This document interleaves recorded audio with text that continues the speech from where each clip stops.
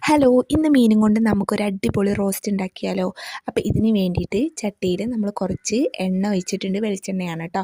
ഇതിലേക്ക് നമ്മൾ മീൻ ഉപ്പും മുളകും മഞ്ഞളും മാത്രം ചേർത്ത് ഒന്ന് പൊരിച്ചെടുക്കുന്നുണ്ട്.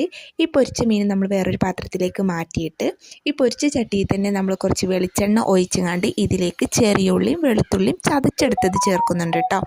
എന്നിട്ട് ഇതിലേക്ക് മഞ്ഞൾ, ഉപ്പ്, മുളക്, ജീരകപ്പൊടിയും കൂടി ചേർത്ത് നന്നായിട്ടൊന്ന് ഇളക്കിയെടുക്കുന്നുണ്ട്.